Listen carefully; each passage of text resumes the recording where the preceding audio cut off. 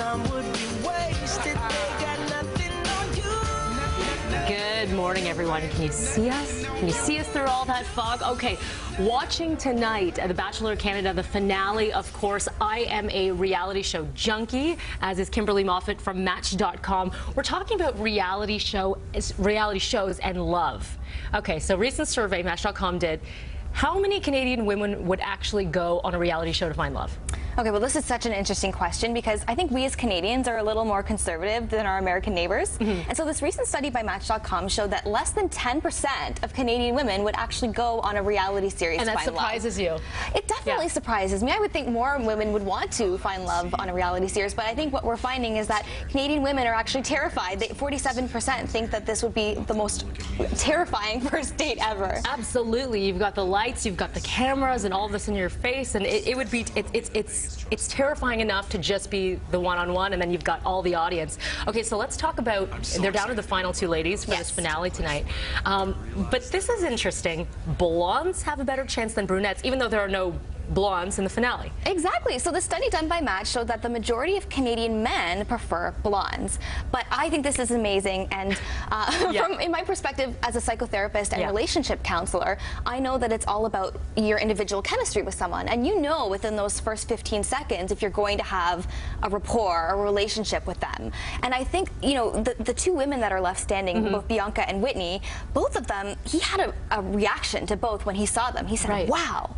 And I think that really shows just how strong that initial chemistry was with each of the women. So first impression is really important, but how do you distinguish between, you know, love at first sight or lust versus love then?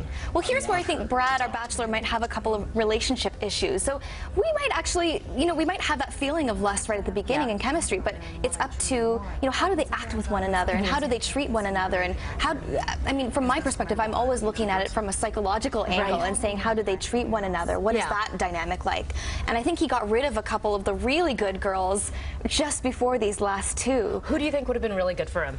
I can't remember her name, but Kara? The baseball girl. Kara, Kara, everyone's favorite. I know, yeah, the softball throw. Okay, let's talk about who women prefer when it comes to professions for men. Yes. So Brad, he's an athlete, as everyone knows. Yes, he's an athlete, but the funny thing about this is that women actually don't prefer athletes as their selected profession. It's not considered sexy.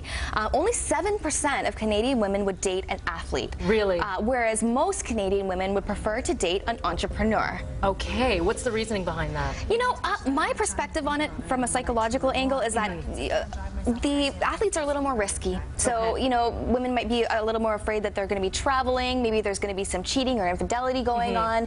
It's not as stable for a family environment, and even though the income might be amazing, it's bound to go up and down at some point. Yes, so they're risky. And finally, let's talk about height. So Brad Smith is about 6'1". Yes. And that's perfect, you say?